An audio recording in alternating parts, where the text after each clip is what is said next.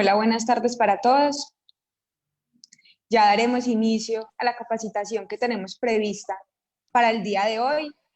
Un saludo para todos muy especial y muchas gracias para las personas que ya están conectadas y esperamos que con el transcurso del tiempo se vayan conectando más personas para que podamos estar beneficiados con esta información tan importante. Desde el Centro de Conciliación de la Cámara de Comercio de Armenia y del Quindío, hoy tenemos unos abogados, unos invitados supremamente especiales. Aurasan Abogados es la sociedad número 1 en reorganización empresarial del país, y quien nos va a hablar el día de hoy, el doctor Juan Carlos Urazán. Él es abogado con estudios de especialización en Derecho Laboral de la Universidad del Rosario y Externado de Colombia, Derecho Económico de la Universidad Nacional de Colombia, y es asesor y consultor empresarial, representando a más de 150 compañías en trámites concursales. Doctor Juan Carlos, buenas tardes y muchas gracias por acompañarnos el día de hoy. Isabela, buenas tardes. Un gusto nuevamente estar con ustedes. Un saludo muy especial a la Cámara de Comercio de Armenia, a su presidente ejecutivo, doctor Rodrigo Estrada Rebeis, a la directora del Centro de Conciliación de esa Cámara, doctora María Margarita González Delgado, a las personas que están coordinando y desarrollando esta conferencia, y un saludo especial también a mis compañeros en Urazán Abogados. Para nosotros es placentero y nos sentimos muy cómodos compartiendo con todos ustedes asuntos propios de lo que se denomina la insolvencia empresarial. Y hoy nos parece además muy apropiado porque justo en la noche de ayer el decreto en ejercicio de la declaratoria de emergencia económica ha proferido el decreto 772, que tiene también como efecto adoptar una serie de medidas extraordinarias para la protección de la empresa y el empleo. Eso significa, desde luego que, saludando a todos los que están con nosotros, que hoy coexisten básicamente varios regímenes concursales, unos ordinarios y otros extraordinarios, pero que desde todo punto de vista vale la pena aquí señalar que será la ley 1116 del año 2006 la que regente en buena medida todos los procesos concursales existentes, mientras que el decreto 560 y el decreto 772 tienen algunos aspectos de los cuales vamos a indicar en unos minutos, pero que en buena medida tienen una finalidad similar a la establecida en la ley 1116 del año 2006, como ya lo dijimos. Y en ese orden empezaré por decir que todas estas normas que acabamos de mencionar tienen tres propósitos fundamentales. El primero de ellos es proteger a las empresas viables. Y es un concepto muy importante acá señalar que entiende nuestra legislación y la jurisprudencia como viabilidad. Ya lo explicaré en un momento. Igualmente, se protege el crédito, es decir, a aquellos que confían en el desarrollo empresarial, bien las fuerzas laborales, bien las entidades tributarias, las entidades financieras o los proveedores. Y por último, se protege igualmente al empleo. Entonces, ahí está el trípode de protección de las normas concursales, no solo en Colombia, sino en el mundo. ¿Por qué razón? Porque el concepto empresarial es vital para toda sociedad y su desarrollo económico. Por esa razón, y como hemos siempre conocido a lo largo de la historia económica nacional y mundial, que en el desarrollo empresarial se presentan diversas vicisitudes, unas a través de las cuales las compañías tienen épocas de auge y de crecimiento, pero también tienen momentos de dificultad. No ha habido a lo largo de la historia ninguna empresa, ni una sola, que no haya conocido momentos de auge y también momentos de dificultad. Y estas normas que acabo de señalar tienen como propósito, reitero, especialmente hacer presencia en los momentos de dificultad empresarial. A ningún gobierno, pero tampoco a ninguna sociedad, le interesa que una empresa llegue a liquidación, que cese en su operación, porque eso trunca el empleo, se dejan de pagar impuestos, se dejan de buscar créditos, se limita el dinamismo económico. Por eso es que toda legislación, repetimos, deben considerar normas de protección empresarial. Y ese concepto es vital en lo que aquí estamos señalando. Normas de protección empresarial. Bajo ese entendido, entonces, vamos a empezar a mirar desde un punto de vista teórico, y en eso voy a ocuparme alrededor de unos 30 minutos, para luego intentar recrearlos un poco en lo que es la práctica de un proceso empresarial de acuerdo a la experiencia que una firma como la que yo represento tiene dentro de estos procesos concursales. Teóricamente, ¿para quién están diseñadas las normas que acabo de señalar? En buena medida y en primera instancia, tienen como propósito que se ampare la protección de personas jurídicas, es decir, de empresas, primero. Segundo, la protección de personas naturales comerciantes. Y hasta ahí entonces, ¿qué hemos dicho? Que las normas concursales protegen a las personas jurídicas, es decir, empresas, a los patrimonios o personas naturales que desarrollan actividades mercantiles conforme a lo establece nuestro Código de Comercio, y a los patrimonios autónomos que desarrollan actividades mercantiles. Y ese ámbito de aplicación lo vemos tanto en la Ley 1116, en el Decreto 560 y en el Decreto expedido ayer número 772.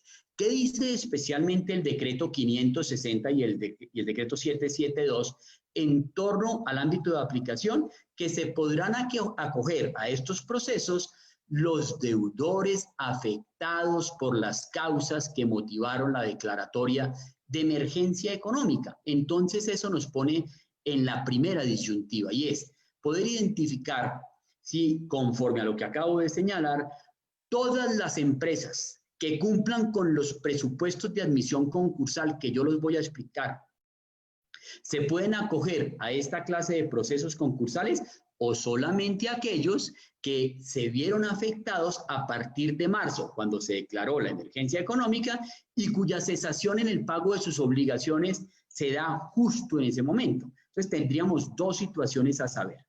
Desde el punto de vista personal, considero que cualquiera sea la norma a la que yo estoy haciendo referencia, se puede acoger todo empresario, todo patrimonio, independientemente de que tenga obligaciones preexistentes. Es decir, aquellas cuyas obligaciones estaban vencidas para el año inmediatamente anterior con corte a diciembre, o tanto aquellas que su vencimiento en cuanto a las obligaciones es a partir de marzo. Sin embargo, ahí estamos pendientes de que la jurisprudencia concursal empiece a dictaminar específicamente hacia dónde nos vamos a orientar en torno a lo que tiene que ver con quién se puede acoger a cada uno de estos procesos, pero reiterando que estas normas están diseñadas para personas jurídicas, empresas, personas naturales, comerciantes y patrimonios autónomos. Dicho eso, vamos a identificar lo que se conoce como el presupuesto de admisión, que aplica para cualquiera de los tres regímenes que acabo de mencionar. Cualquier deudor, para poderse acoger a los procesos anotados, tiene que necesariamente estar en la siguiente situación. Cesación de pagos, artículo 9 de la Ley 1116, que consiste en que debe tener obligaciones vencidas, 2, cuando menos, frente a 2 o más acreedores, o tener 2 o más procesos ejecutivos o de cobro coactivo en su contra, y que en cualquiera de las dos situaciones esas obligaciones o esas pretensiones representen cuando menos el 10% del pasivo total, como lo explicaré con los ejemplos que hemos diseñado para esta conferencia el día de hoy. En consecuencia, un deudor que se encuentre bajo ese presupuesto con obligaciones vencidas o procesos judiciales ejecutivos o de cobro coactivo en su contra, con vencimiento en los términos que señalé, podrá acogerse a los procesos mencionados. Ahora, vamos a explicar con algún nivel de detalle qué diferencia unos procesos de otros, qué diferencia el proceso ordinario reglado por la Ley 1116 o los extraordinarios establecidos en los decretos que estamos analizando en este momento.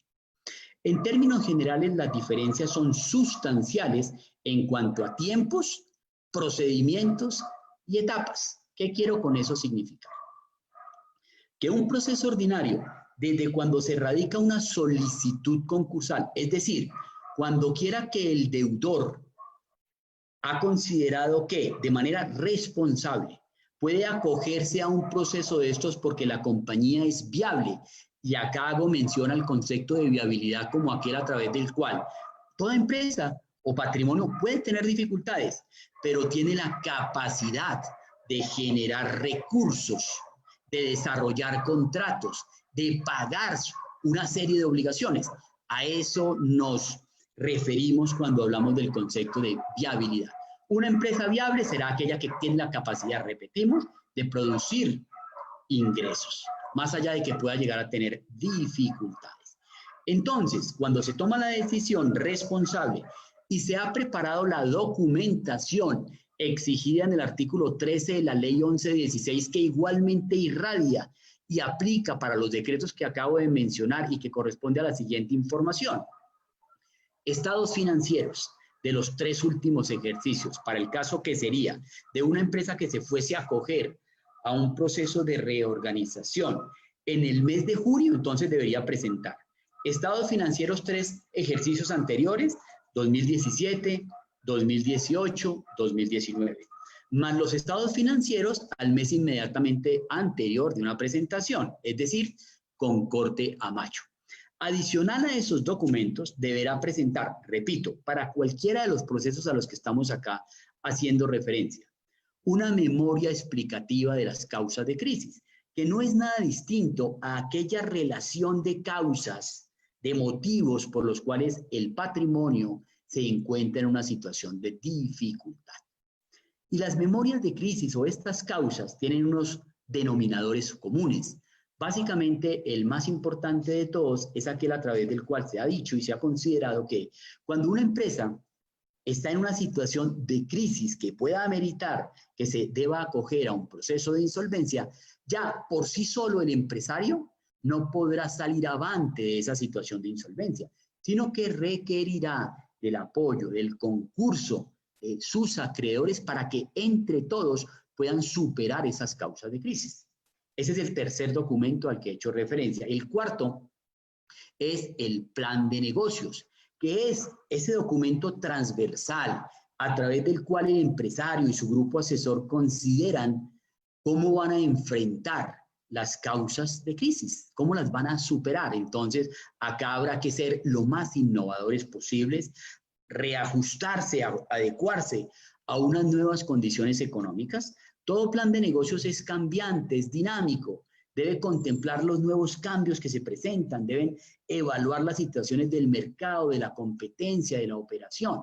Entonces, por eso siempre es bueno que cuando se adopta una decisión de acogerse a un proceso de insolvencia, se haya con toda precisión identificado las razones de crisis, pero también el plan de negocios o las razones a través de las cuales van a superar esa situación de insolvencia. En últimas, también, y es muy importante aquí señalarlo, una estrategia, porque un proceso concursal no es nada distinto a eso, a una estrategia económica, más no un proceso jurídico o un proceso legal o un proceso contable, no. El proceso concursal establecido en la Ley 1116 o en los decretos tantas veces ya citados son procesos económicos, son negociaciones. Por eso es que cuando se adopta la medida o la decisión de acogerse a un proceso concursal, ya se está poniendo en práctica la primera estrategia económica. ¿Por qué razón? Porque cuando se adopta la decisión del trámite concursal, con la sola solicitud formulada ante el juez concursal respectivo, se producen una serie de efectos importantes. El más de todos, ¿cuál es? Aquel a través del cual, desde el momento en que se radica, de que se presenta la solicitud, el empresario no podrá, por virtud de lo establecido en el artículo 17 de la Ley 1116, que también aplica para el decreto 560 y el 772, dejar de pagar todas las obligaciones nacidas hasta ese momento. Luego eso tiene la capacidad ¿de qué? De que el empresario ya no destine los recursos para pagar sus obligaciones financieras, sus obligaciones con el fisco, algunas obligaciones con los proveedores, incluso dependiendo con los trabajadores. Y lo que deja de destinar para ello lo utilizará ¿para qué? Pues para fortalecer la caja, para mejorar su liquidez y poder enfrentar una nueva situación empresarial. Este es el principal efecto que produce la erradicación concursal. Por eso es que hemos siempre conocido que a estas normas se les conoce como paraguas, mecanismos protectores, mecanismos de amparo para una empresa en situación de dificultad o un patrimonio en iguales condiciones. Ahora, visto eso desde el punto de vista de la erradicación de la solicitud, con la preparación de esa información a la cual debe sumársele la siguiente, un documento que se conoce como el proyecto de calificación de acreencias, que es la relación pormenorizada de los acreedores, de las cuantías que a ellos se les adeuda y la relación que tienen con el deudor. Es decir, si son acreedores laborales, si tienen garantías, si son financieros, si son proveedores, si son estratégicos. Es decir, la relación, la identificación de a quién se le está debiendo, cuánto y en qué categoría o en qué clase estaría. Un flujo de caja. Y por último, el inventario de activos y pasivos, que no es tampoco nada diferente a la relación de lo que la empresa debe y tiene. En conclusión, en esta primera parte, la documentación necesaria para acogerse a un proceso concursal hoy en Colombia, independientemente de si es ordinario u extraordinario, necesariamente será la información que mencioné: estados financieros, memoria de crisis, plan de negocios, proyecto de calificación de acreencias, flujo de caja, inventario de activos y pasivos. Una diferencia sustancial entre los ordinarios y extraordinarios es que mientras en un proceso ordinario el trámite de admisión es muchísimo más lento y demorado, casos en los cuales hoy hemos tenido nosotros que hasta un año se ha demorado el juez concursal en expedir el auto de admisión. Luego, eso es una situación inaceptable, es inadmisible. ¿Por qué razón? Porque si usted se pretende como empresario proteger por una norma concursal, pero la admisión se da tanto tiempo después, pues obviamente ya las condiciones económicas muy seguramente habrán cambiado. Mientras que en los mecanismos extraordinarios, este trámite es hoy muchísimo más expedito o va a ser muchísimo más expedito, habida cuenta de que la responsabilidad en la preparación y en la presentación de esa información que ya referí es responsabilidad del deudor presentarla en forma ajustada y transparente. Luego el juez de insolvencia no hará una auditoría sobre ella, sino que admitirá de una manera muchísimo más rápida. Estimamos nosotros que las admisiones en los procesos extraordinarios se darán al cabo de 1 o 2 semanas por mucho. Claro, en ese auto de admisión, el juez concursal podrá reclamar o solicitar alguna información donde haya alguna inquietud o duda, pero ya estando la admisión vigente. Ahora, la admisión produce también unos efectos específicos en todos los procesos a los que hago mención. Tal vez las más importantes tienen que ver con que a partir de que una empresa es admitida, los procesos ejecutivos de cobro coactivo o de restitución de bienes se suspenden para que los mismos sean incorporados a los procesos concursales.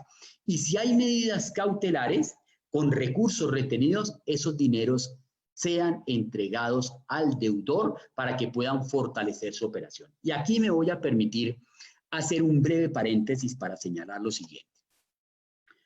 Tanto el decreto 560 como el 772 se estructuran sobre unos pilares fundamentales, a saber, la flexibilidad. ¿Qué quiere eso decir? Que precisamente un deudor en dificultades económicas pues necesita el amparo y la protección de las normas concursales. Por esa razón, la flexibilidad está ¿en qué? En que se den admisiones muchísimo más céleres. Pero qué buena noticia es que precisamente ayer el decreto 7C72, acogiendo una solicitud que le hizo al gobierno nacional, Urazán Abogados, a quien yo represento, en donde a comienzos de marzo le indicábamos también al superintendente de sociedades los siguientes puntos. Es vital que se empiece a trabajar y a pensar ya en una reforma extraordinaria al régimen de insolvencia que se acomode a nuestra nueva realidad económica. Pero para eso no solamente nos quedamos con hacer esa manifestación, sino que ya en ese momento nosotros le proyectamos una serie de situaciones y de propuestas que considerábamos debían tener calado dentro de estos decretos. Y en ese orden de ideas nosotros ya citábamos, uno, la necesidad de que hubiese esa flexibilidad que hoy se está ya pregonando, rapidez en las admisiones concursales, celeridad en la entrega de los recursos a las empresas deudoras en insolvencia. Hoy es muy probable que precisamente, ojo, usted estando embargado se acoge a un proceso concursal y pueden pasar 12, 16 meses antes de que le devuelvan los recursos concursales o los recursos embargados. ¿Por qué razón? Por la tramitomanía. Porque el trámite hoy, ¿cuál es? Que se admite a la empresa y si hay un proceso ejecutivo de cobro coactivo, por ejemplo en la DIAN, se solicita que ese proceso sea incorporado al proceso de reorganización y que después de la incorporación el juez concursal emita un auto donde se levantan las medidas cautelares y se entregan los recursos. Ya no. Afortunadamente hoy esa flexibilidad pregonada también hace mención a que con el decreto 772 la empresa es admitida y con el solo auto de admisión procederá el levantamiento de las medidas cautelares respecto a bienes distintos a los sujetos a registro. Es decir, que los recursos embargados en procesos de cobro coactivo iniciados por la DIAN o en los juzgados, inmediatamente con el solo auto de admisión, ya ese juez, sin necesidad de incorporarlo y enviárselo al proceso concursal, entregará los recursos a la empresa en dificultades para que los utilice como mecanismo y para que pueda afrontar su operación. Bienvenido a esa serie de medidas, pero también otras que nos parecen a nosotros importantes. En los procesos ordinarios regidos por la Ley 1116, comúnmente se adelantan dos audiencias: la audiencia de resolución de objeciones y la audiencia de confirmación del acuerdo. Pregonábamos y solicitábamos que en una sola audiencia, para darle mayor dinamismo, para hacer más rápidos y eficientes los procesos, se resolvieran todas las cuestiones y el acuerdo sobre el cual ya me voy a empezar a pronunciar se aprobara, de suerte que el deudor y sus acreedores ya tuvieran unas nuevas condiciones y la empresa pudiese seguir avanzando en el desarrollo de su actividad empresarial. Entonces, fíjense hasta este momento que hemos dicho, grosso modo, procesos necesarios para proteger a la empresa en situaciones de dificultad económica, y son ellos los procesos de reorganización empresarial con diversos matices, unos más demorados que otros, otros mucho más expeditos y urgentes. El decreto 772, también tengo que aquí señalarlo, y apenas este ha sido proferido en la noche anterior, también consagra que en una sola audiencia se resolverán todas las cuestiones pendientes. Y eso entonces me pone en pie de explicar cómo es en la práctica que se lleva a cabo un proceso de los que aquí estamos haciendo mención. En la práctica, el proceso ordinario, que lo voy a llevar también a explicar a lo que van a ser los procesos extraordinarios, en donde las cámaras de comercio van a tener un papel importante, porque cuando señalé que hay unos ejes estructuradores dentro de los decretos recientes, uno de ellos es la desjudicialización, que lo que quiere sencillamente señalar es que ante las cámaras de comercio se podrán llevar a cabo esta clase de procesos en donde se evitará a un buen coste lo que es no litigiosidad, no conflictos. ¿Qué nos interesa a todos? El deudor en dificultades resuelva rápidamente el problema con sus acreedores para que vuelva nuevamente a una normalidad empresarial. Por eso, bienvenido el papel y el protagonismo que deben adoptar las cámaras de comercio ante una avalancha de procesos concursales que se estima están por llegar al cabo de los siguientes momentos. Y eso me permite abrir un nuevo paréntesis para decirles a ustedes lo siguiente.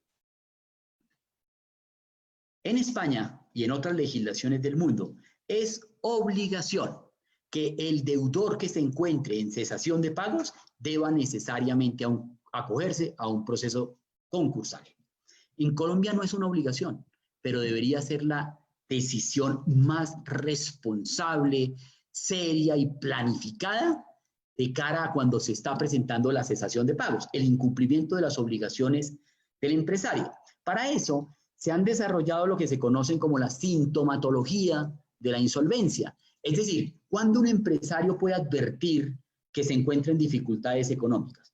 Pues cuando empieza a demorar el pago de los salarios. Entonces empieza a retrasar una primera quincena, luego empieza a dejar de atender las primas, los aportes al sistema de seguridad social, ya no hay recursos suficientes para pagar los impuestos, el IVA que tiene que transmitírselo o trasladárselo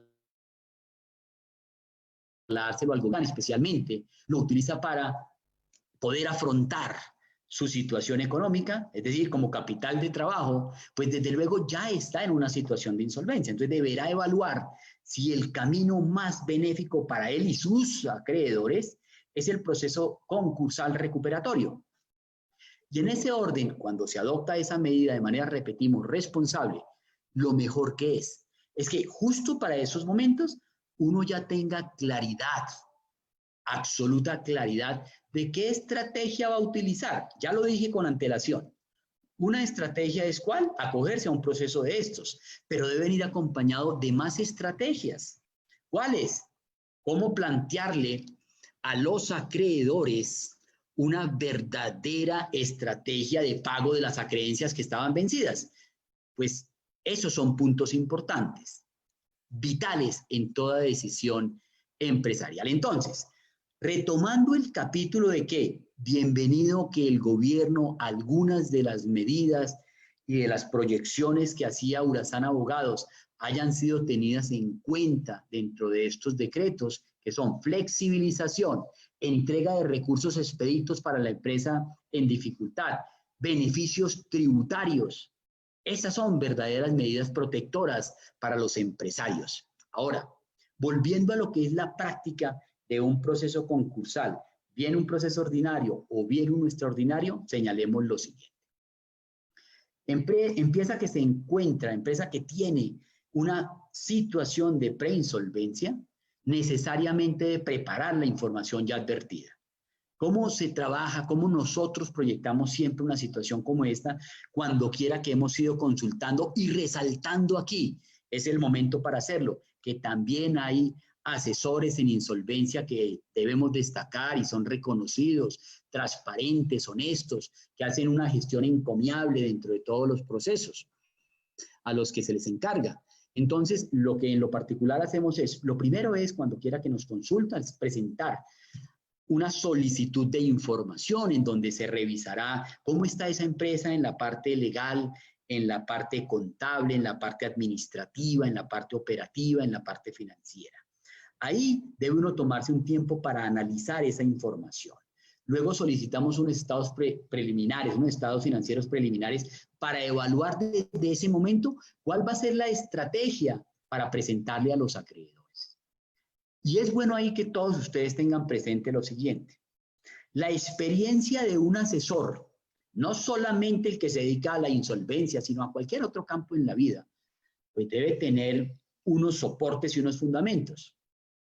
Hoy, pues precisamente habrá un auge importante de insolvencia. Luego entonces ya aparecerán tantos y cuantos abogados y otras personas asesorando en esta clase de situaciones, pero tienen la experticia, el bagaje, el conocimiento para enfrentar una situación ante un acreedor DIAN, ante las entidades financieras a quienes debe hacerse planteamientos económicos serios de cómo se les va a pagar las obligaciones debidas. Entonces, por eso también nosotros lo decimos, y no para que nos consulten a nosotros ni nos contraten, no, simplemente porque una decisión razonable, un empresario en dificultades, pasa por varias cuestiones, entre ellas saberse asesorar desde luego.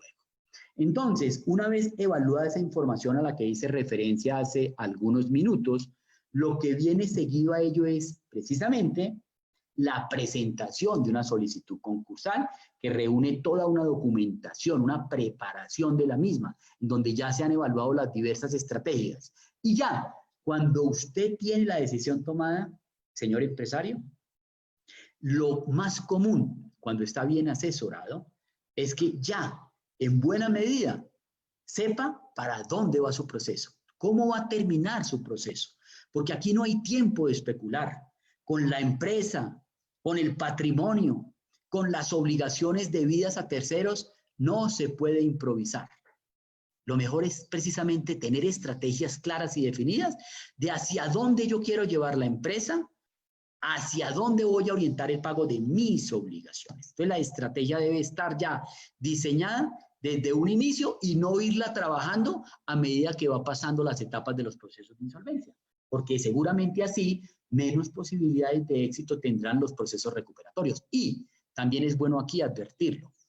Cuando una empresa se ha acogido a un proceso de reorganización, ese termina necesariamente con dos situaciones. La primera es que se llega a un acuerdo con los acreedores a través del cual se fijan las condiciones a través de las cuales se van a pagar las obligaciones, porque si no lo hace, de no hacerlo, de no conseguir ese acuerdo, según lo establecido en el proceso ordinario de la 1116, esa empresa se irá a liquidación. Por eso aquí no hay tiempo para improvisar ni para especular. Normalmente, en Colombia, entre 5 y 6 por cada 10 empresas que se acogen a estos procesos logran confirmar sus acuerdos de reorganización. A diferencia de otras legislaciones, en España, entre 2 y 3 apenas logran poder finalizar los procesos de manera exitosa.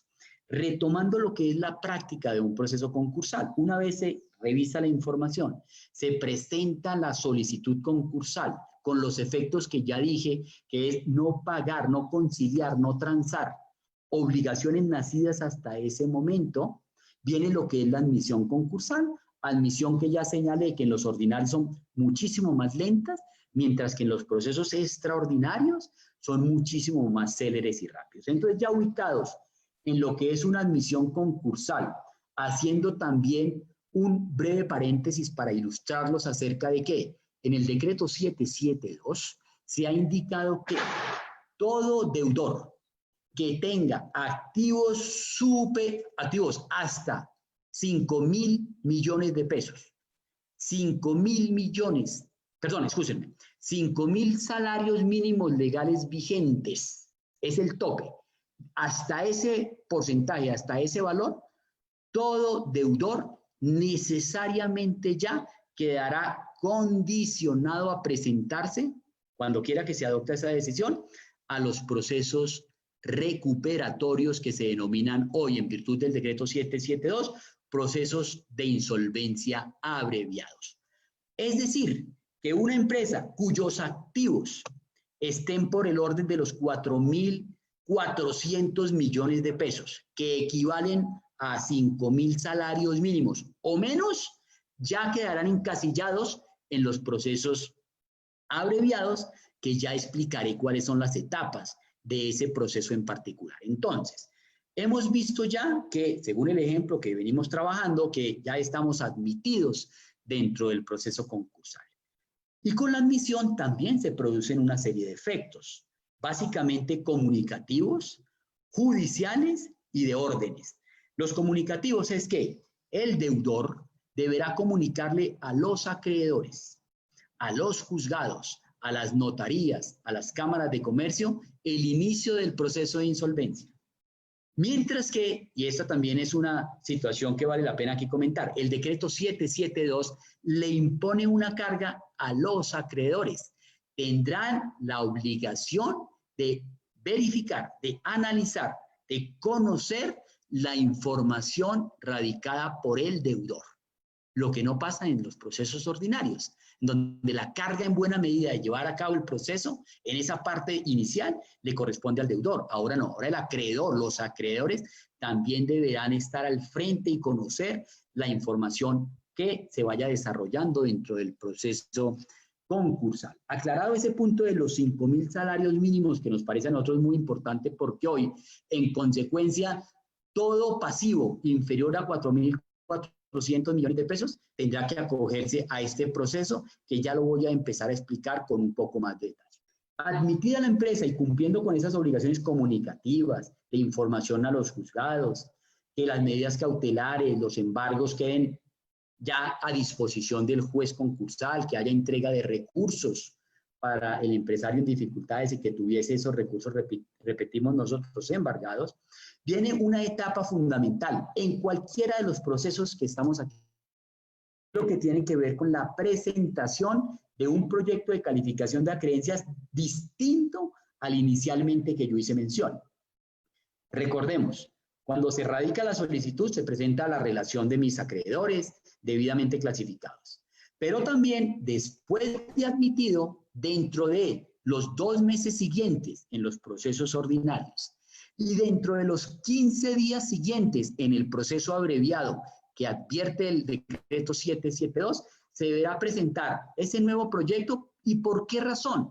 Porque sencillamente desde que cuando yo radico una solicitud hasta que se da la admisión, pues puede cambiar las obligaciones, pueden nacer nuevas obligaciones o pueden haberse cancelado algunas. Entonces, para que no haya discusión en torno al pasivo, se presenta nuevamente ese proyecto de calificación de acreencias y también nuevamente lo que se denomina la actualización del inventario de activos y pasivos, que repetimos, 2 meses en los procesos concursales y en el proceso establecido en el decreto 772.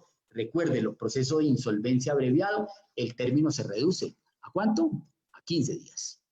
Ahora, vamos a evaluar con este orden que llevamos, entonces nos ubicamos ya en ¿qué? En que estamos en la discusión del pasivo. Ya se presentó el proyecto de acreencias, ya sabemos a quiénes la empresa le debe. Ahora vamos a esperar en cualquiera de los procesos a los que hago mención, ordinarios o extraordinarios, cuál va a ser la posición del acreedor. El acreedor perfectamente podrá decir, vamos a ubicar el caso de una entidad financiera, cualquier banco.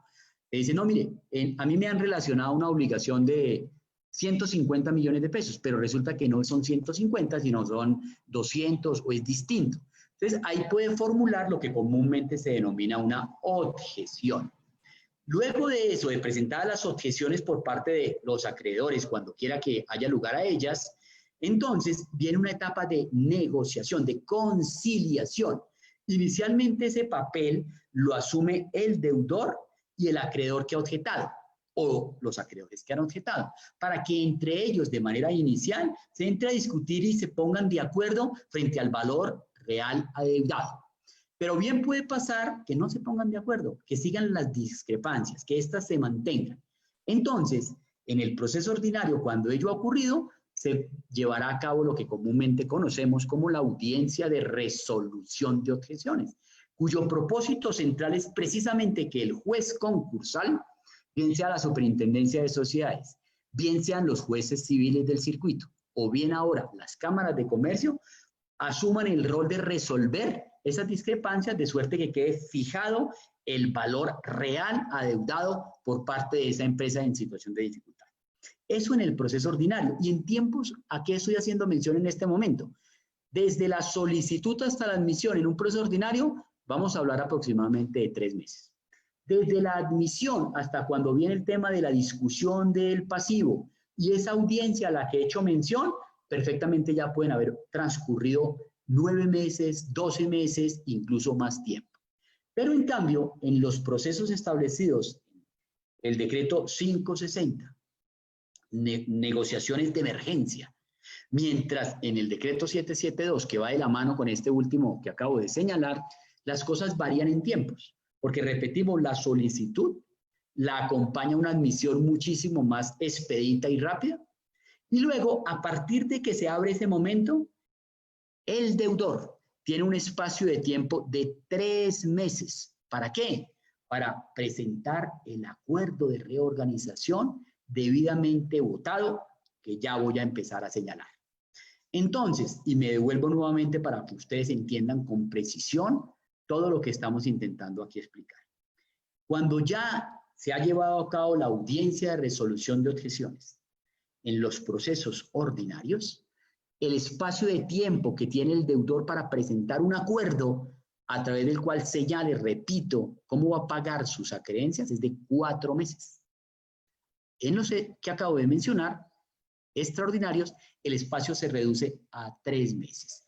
Entonces, ya de manera muy rápida explicaré el capítulo que tiene que ver con qué pasa dentro de una negociación y una presentación de un acuerdo concursal.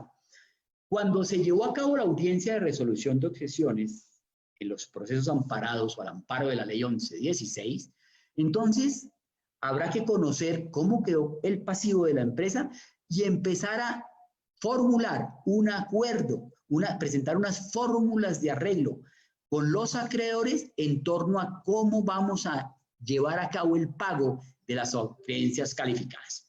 Y esto lo voy a hacer con un ejemplo muy sencillo, de los que a diario nosotros tenemos. Nuestro último acuerdo concursal tiene que ver con unas obligaciones de una empresa de 27.000 millones de pesos.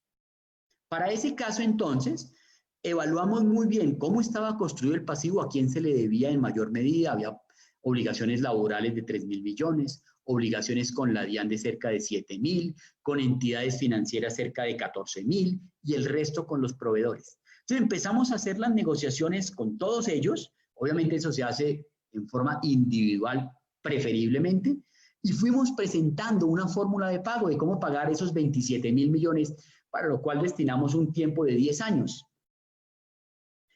en donde primero se pagan las obligaciones laborales, luego, al cabo de atenderlas, se pagarán las obligaciones fiscales, DIAN, Secretarías de Hacienda, luego las obligaciones con garantías, para este caso específico, el primer año, es decir, desde cuando se presentó el acuerdo y el mismo fue avalado por las supersociedades, se contó un término de 1 año, tiempo dentro del cual la empresa no pagaba ninguna obligación, denominado ahí periodo muerto, y a partir de ahí, 1 año y medio para pagar las obligaciones laborales.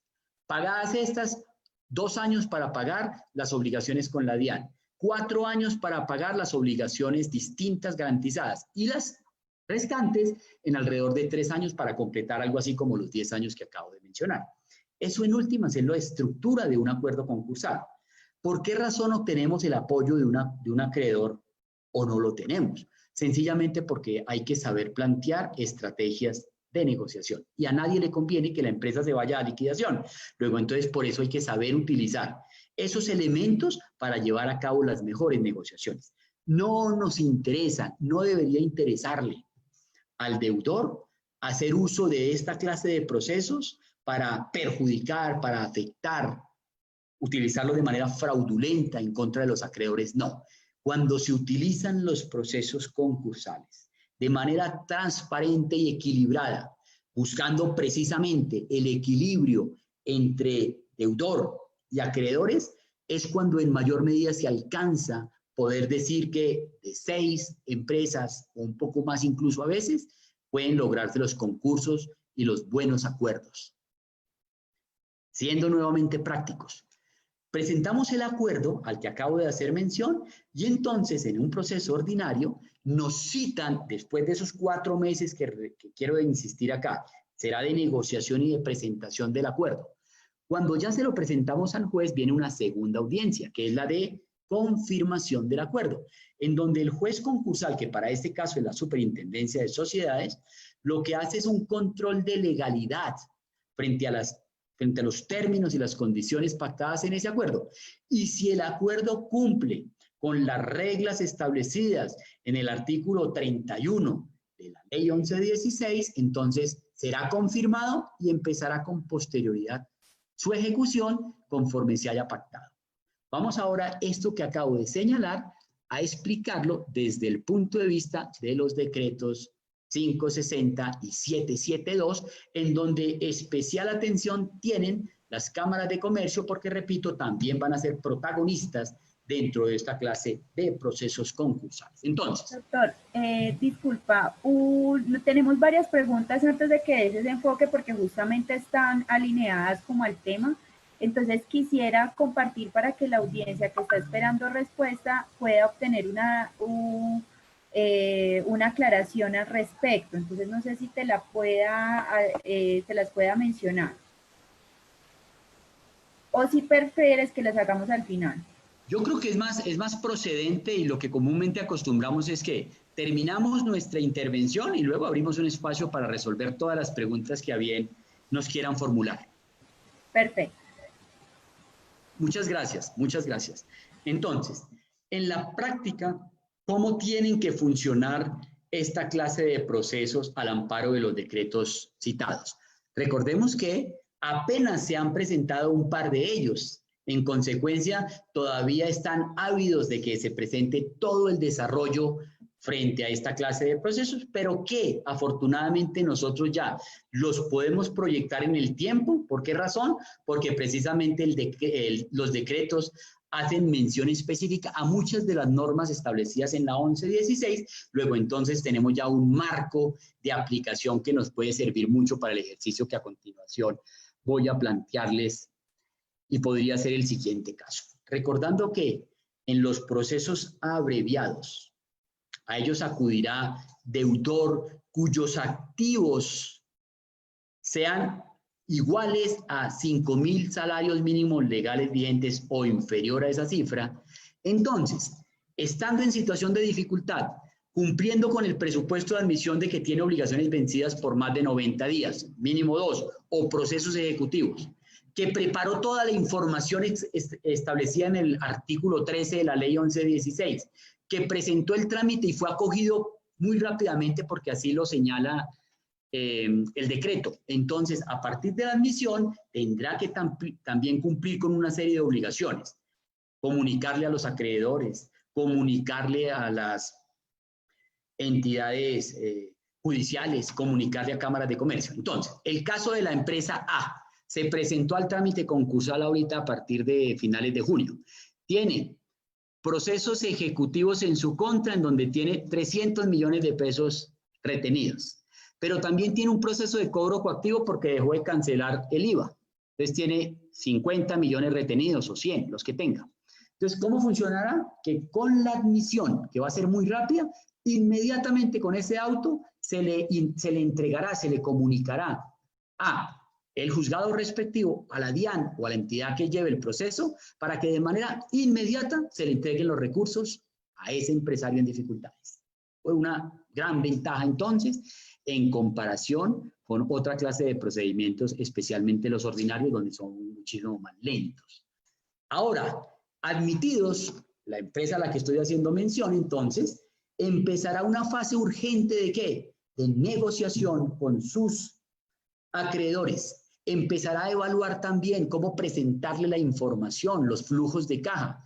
Y aquí hay una situación que nos parece muy interesante comentar. Ha establecido el decreto al que estoy haciendo referencia que se designará un promotor. ¿Qué quiere decir eso? El promotor, nosotros en Urazán Abogados, quienes somos socios, tenemos la condición de auxiliares de la justicia como promotores, liquidadores e interventores. Entonces, para el caso específico se debe designar a un promotor con el auto de admisión.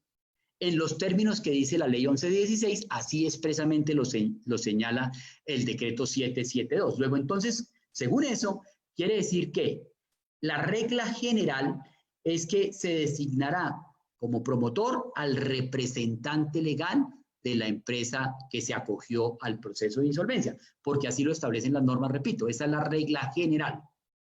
Mientras que la excepción es que se le formule o se le designe a un promotor de la lista auxiliar de la justicia. ¿Cuándo ocurre lo segundo? Normalmente cuando la información contable no es diáfana, cuando no es transparente, cuando puede haber algunas circunstancias que entrañen falta de transparencia o cuestiones similares. Entonces, para prevenir que haya un aprovechamiento desfavorable del proceso en contra de los acreedores, es que el juez concursal designará a un promotor. Pero repito, como estoy hablando de que el proceso se ha presentado en los mejores términos, entonces el promotor será ¿quién? El representante legal, quien tiene funciones para este caso muy importantes. ¿Cómo lo manejamos nosotros siempre en todos nuestros procesos? Siempre le hemos dicho a las supersociedades especialmente que no designe ningún promotor de la lista, sino que esa condición se la entregue al representante legal en consideración a que los miembros de la firma que representan a ese deudor tienen esa condición. Luego, entonces, para no hacerlo excesivo en pago de obligaciones, tener que pagarle unos recursos a un tercero, pues designa al promotor como representante legal. Entonces, las funciones básicamente, y empiezan una vez, repito, en este proceso abreviado, fue admitido al proceso concursal, entonces a partir de ese momento viene lo que es varias cuestiones. Uno, la de discusión frente al pasivo. Admitidos, le indicaremos o se le indicará al acreedor cuál fue la obligación que a él se le reconoció, cuantía, categoría, y en consecuencia entrará en una fase de discusión frente a si el valor es real o no lo es. Como seguramente, porque prácticamente en todos los procesos eso se vislumbra así, hay diferencias en los créditos presentados, entonces qué bueno sería que en esa etapa de discusión y negociación se pudiesen llegar a acuerdo. Se tienen 3 meses para eso, pero paralelamente también hay que ir discutiendo los términos del acuerdo, los flujos de presentación. Eso también es muy importante y tenemos ya un espacio de tiempo muchísimo más reducido.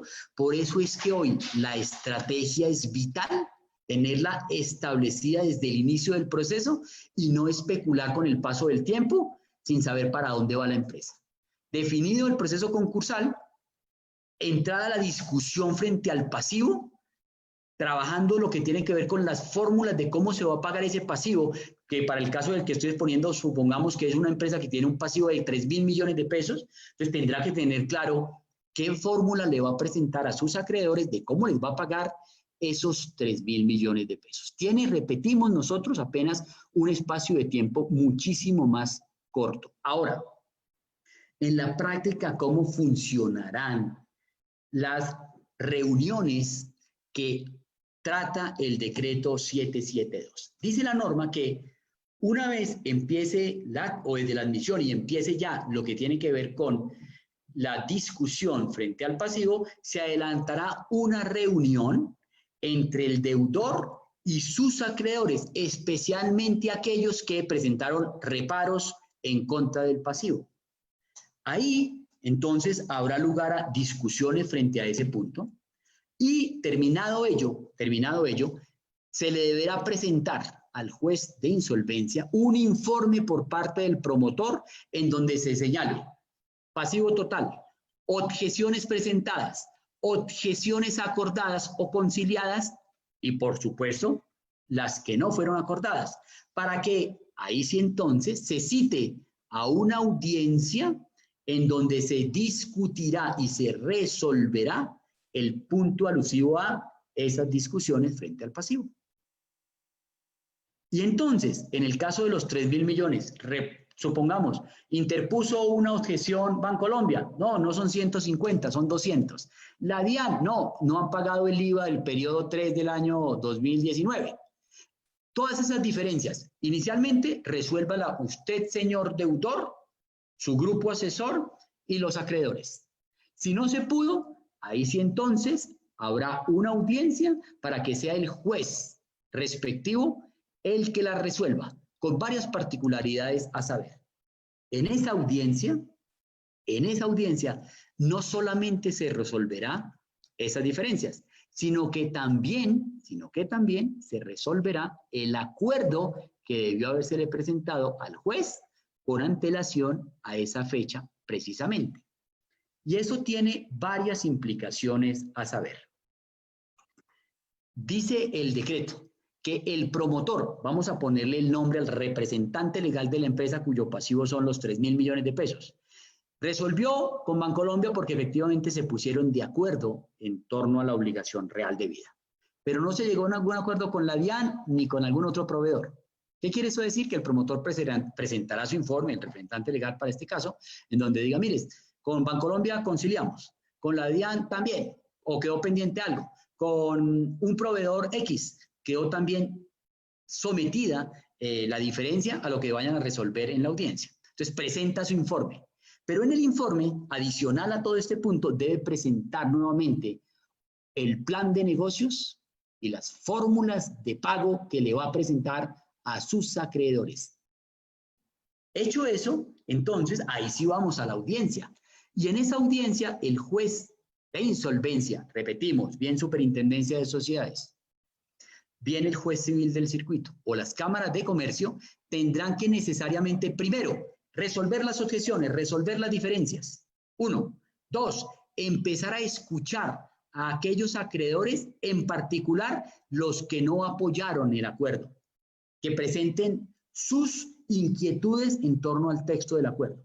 Y luego de eso sí, pronunciarse acerca de si se confirma o no el acuerdo de reorganización. En síntesis, el decreto nos parece a nosotros es una muy buena herramienta para aquellas empresas cuyo activo, ya saben ustedes, esté en los 5.000 salarios como máximo, para que se acojan a estos procesos, lleguen a acuerdos rápidos, expeditos con sus acreedores.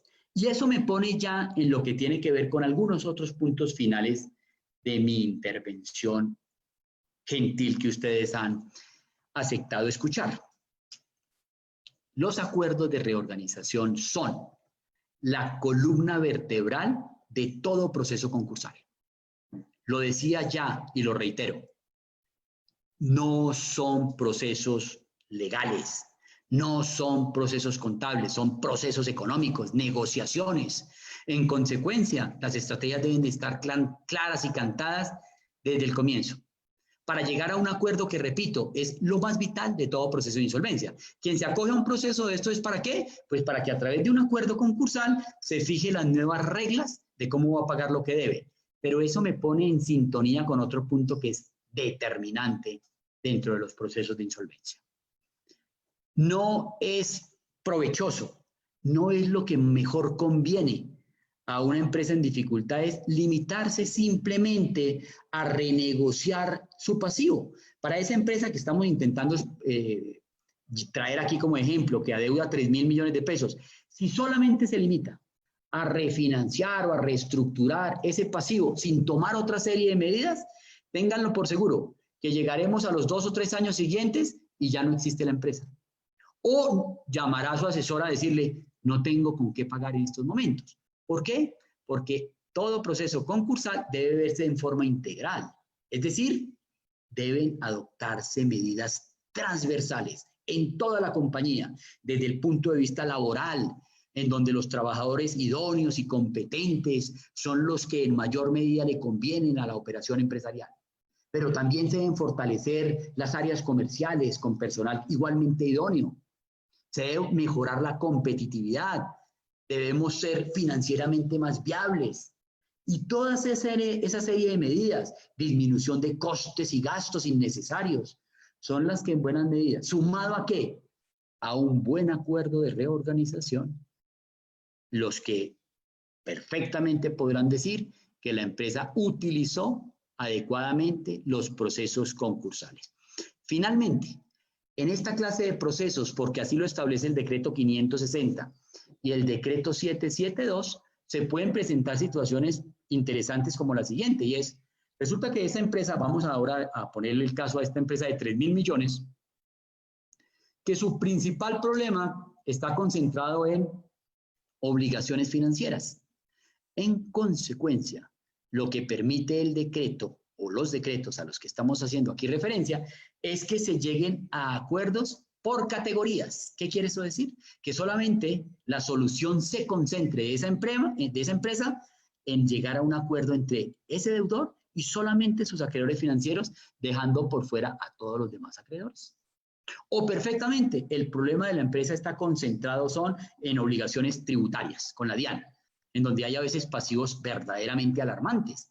Antes de ayer, tuve 2 audiencias de resolución de objeciones en 2 importantes empresas que asesoramos del sector de la vigilancia y seguridad privada en el país, en donde el pasivo sumado de ambas sociedades era, frente a la DIAN, cercano a 15.000 millones de pesos. Entonces, perfectamente puede pasar que para el caso que estoy trayendo aquí a colación, la empresa deuda 3.000 millones, pero que tiene obligaciones con la DIAN de 2.000, pues perfectamente la ley permite que llegue a un acuerdo exclusivamente con ese acreedor DIAN, o con los proveedores, o si solamente lo tienen con los trabajadores, con ellos. Entonces, eso nos parece a nosotros que es muy interesante. Igualmente, digamos, se consagran otra serie de beneficios y de prerrogativas dentro de los procesos concursales, que tiene que ver, por ejemplo, con los intereses. En esta clase de trámites solo juegan los capitales, solamente se reconocen los capitales, bien sea procesos ordinarios o procesos extraordinarios. Los intereses quedan sujetos a lo que se acuerde dentro de los respectivos acuerdos de insolvencia. Luego, entonces, si ustedes han utilizado y utilizan las herramientas que la ley les ha considerado para resolver sus problemas y dificultades, tienen en ellas unas verdaderas herramientas de protección empresarial. Les agradezco mucho su amable atención y quedo atento a cualquier inquietud que a bien consideren realizarnos. Muchas gracias.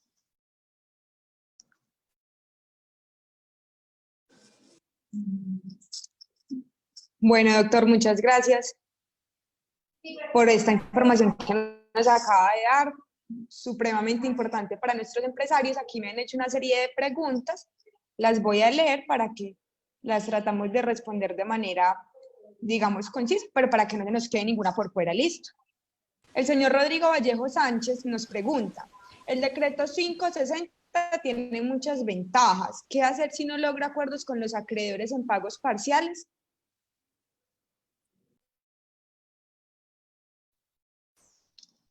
Señor Rodrigo, muchas gracias por la inquietud. Entiendo es que es si no llega a acuerdos o si llega a acuerdos. Si no logro acuerdos con los acreedores en pagos parciales, si no los logro. Ok, perfecto. El decreto 560 lo que considera para ese caso es que, en consecuencia, se le aplicará una sanción al deudor que se haya acogido a un proceso, por ejemplo, a un mecanismo de negociación de acuerdos de emergencia, y que si no llega a los acuerdos, si no puede presentar el acuerdo y que el mismo sea confirmado, quedará inhabilitado para presentar ese mismo trámite por el término de 1 año. Sin embargo, porque así expresamente lo señala también el decreto, podrá hacer uso de los procesos ordinarios concursales. Bueno, doctor, muchas gracias. La siguiente pregunta, Julián Gaviria nos pregunta, ¿es necesario acudir a este procedimiento por medio de un abogado? ¿Las personas naturales también nos podemos acoger a un proceso de reorganización? Muchas gracias por tan interesante inquietud. Digamos que frente al primer punto de si es necesario que se adelante a través de un abogado, como lo señalé, creo que lo dice con cierto énfasis, no es necesario, no. Sin embargo, lo que sí es absolutamente determinante es que a estos procesos siempre hemos dicho que deben llegar son empresas viables, empresas con capacidad de generar recursos, ingresos, más allá de que estén atravesando una situación particular de dificultad.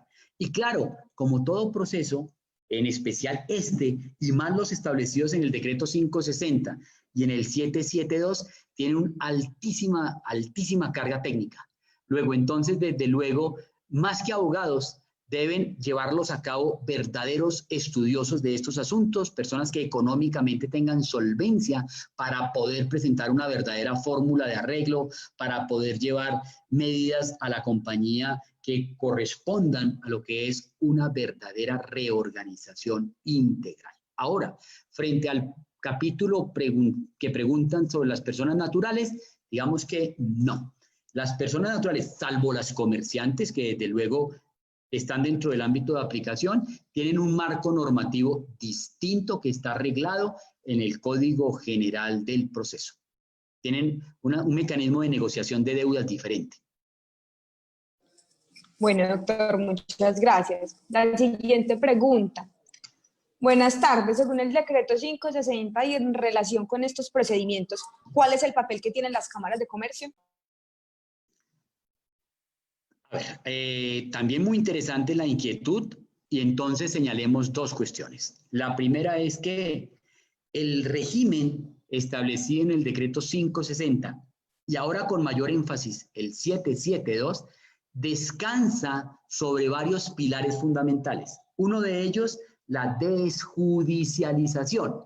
Es decir, que se quiere que no se congestione tanto a la Superintendencia de Sociedades, a los jueces civiles del circuito, pero que adicionalmente que haya un margen mayor para que aquellas empresas que están en lugares remotos puedan presentarse ante las cámaras de comercio para que sean ante ellas que se ventile y se lleven a cabo los procesos concursales establecidos tanto en el decreto 560 como en el 772. En ese orden tendrán un papel protagónico, desde luego, las cámaras de comercio, pero también tengo aquí que decir que aún no ha salido el decreto reglamentario que establezca con precisión cuál va a ser el alcance de dichas entidades. Pero sí, lo advierto con toda claridad, van a ser actores vitales dentro de la recuperación empresarial.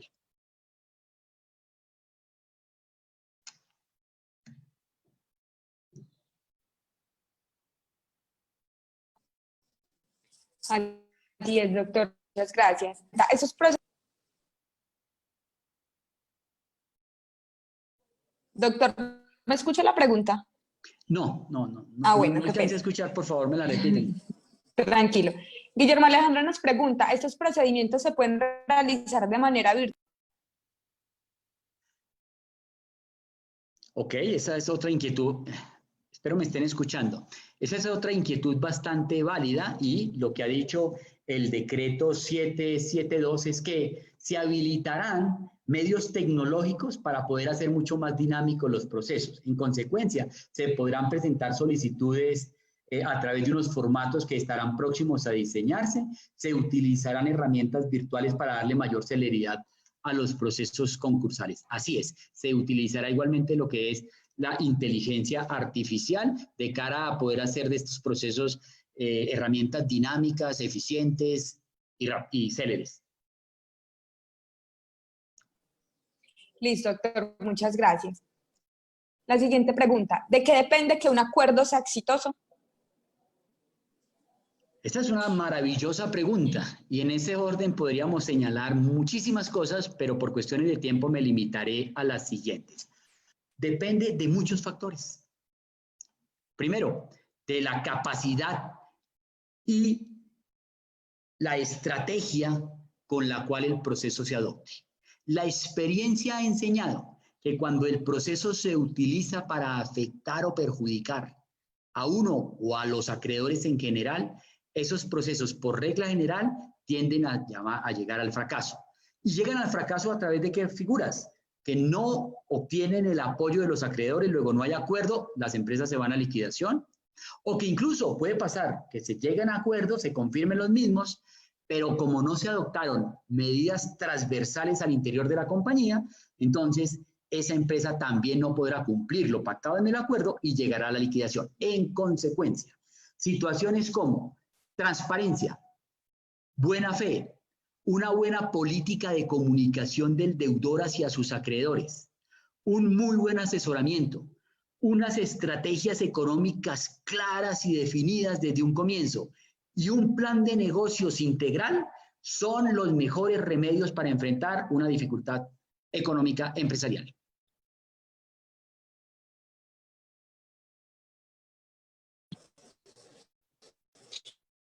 Bueno, doctor, y la última pregunta. Dice, tarifas establecidas teniendo en cuenta las circunstancias actuales. ¿Qué precios se están manejando para un valor de pasivos de 3.500 millones? Ok, a ver, digamos que esas son preguntas que no acostumbro responder bajo estas dinámicas. Desde luego sí puedo advertir otra serie de cosas. Digamos que finalmente ningún precio es alto cuando quiera que una empresa logra salvarse, cuando quiera que una empresa conoce el éxito de lo que es firmar un acuerdo y que en audiencia la superintendencia de sociedades o el juez respectivo termine diciendo, se confirma el acuerdo de la empresa X, porque eso implica precisamente que un asesoramiento importante y que la empresa, al poder ser exitosa en su proceso, podrá garantizar ingresos, pago de sus obligaciones y operación económica. Eso es lo que podría yo advertir en torno a lo que es el cobro de unos honorarios dentro de un proceso concursal. Bueno, doctor, esas fueron las preguntas. Muchas gracias por acompañarnos hoy, a Urazán Abogados y al doctor Juan Carlos, quien nos dio esta charla. No sé si tengan algún comentario más para finalizar, doctor. Isabela, nuestro perenne agradecimiento a todos ustedes, a todas las personas que integran la Cámara de Comercio de Armenia, sus directivas, a todas las personas que nos han escuchado. En nosotros solamente tendrán amigos y personas que desde nuestro conocimiento, desde nuestra emoción, nuestra pasión con la que hacemos nuestro trabajo, si los podemos acompañar en absolver cualquier duda o inquietud o en representarlos, bienvenido ello será. Muchísimas gracias nuevamente. Muchísimas gracias, doctora, a ustedes.